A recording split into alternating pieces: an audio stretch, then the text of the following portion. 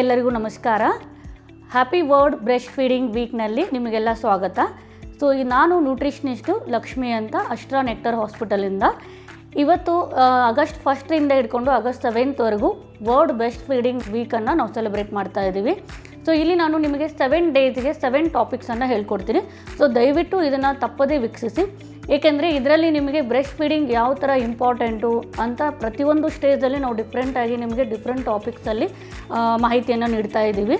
So ಇವತ್ತು ನಿಮಗೆ ನಾವು why breast milk is important, ಯಾಕೆಂದರೆ ಇದು ಗೋಲ್ಡನ್ ಮಿಲ್ಕು ಮಗುಗೆ ಎಷ್ಟು ಇಂಪಾರ್ಟೆಂಟು ಮತ್ತು ತಾಯಂದ್ರಿಗೆ ಎಷ್ಟು ಇಂಪಾರ್ಟೆಂಟ್ ಅನ್ನೋದನ್ನು ಈ ವಿಡಿಯೋದಲ್ಲಿ ನಾವು ನಿಮ್ಗೆ ಹೇಳ್ತಾ ಇದ್ದೀವಿ. ಸೊ ಗೋಲ್ಡನ್ ಮಿಲ್ಕು ನಾವು ಯಾಕೆ ಅಂತೀವಿ ಅಂದರೆ ಅಮೃತದ ಸಮಾನ. ಸೊ ಇದರಲ್ಲಿ ಎಲ್ಲ ಥರದ್ದು ನ್ಯೂಟ್ರಿಯೆಂಟು ಇರುತ್ತೆ. ಸೊ ನೀವೇನೇನು ತಗೋತಿದ್ದೀರ ಫುಡ್ಡು ಅದರಲ್ಲಿ ಎಲ್ಲ ಥರದ್ದು ನ್ಯೂಟ್ರಿಯೆಂಟ್ ಇದೆ ಅಂದರೆ ಆ ಮಗುಗೂ ಆ ಎಲ್ಲ ನ್ಯೂಟ್ರಿಯೆಂಟು ಸಿಗುತ್ತದೆ.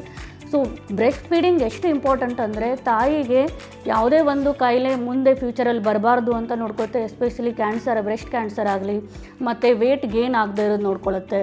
ಆಮೇಲೆ ನಿಮ್ಮದು ಬ್ಲೀಡಿಂಗನ್ನು ನ್ಯಾಚುರಲ್ ಆಗಿ ಆಗೋಷ್ಟು ನೋಡ್ಕೊಳ್ಳುತ್ತೆ. ಮತ್ತು ಮಗುಗೆ ಇದರಲ್ಲಿ ಎಲ್ಲ ಥರದ್ದು ನ್ಯೂಟ್ರಿಯೆಂಟ್ ಸಿಗೋದ್ರಿಂದ ಫಿಸಿಕಲ್ ಮತ್ತು ಮೆಂಟಲ್ ಅಂದರೆ ಕಾಗ್ನಿಟಿವ್ ಡೆವಲಪ್ಮೆಂಟ್ಗಿಂತ ಚೆನ್ನಾಗಿರುತ್ತೆ.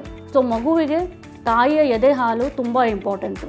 ಸೊ 6 ಮಂತ್ವರೆಗೂ ನೀವು ಬಿಡದೆ ಮಗುವಿಗೆ ತಾಯಿಯ ಎದೆ ಹಾಲು ಉಣಿಸ್ಬೇಕಾಗಿರೋದು ನಮ್ಮ ತಾಯಿಯ ಮೊದಲ ಕರ್ತವ್ಯ.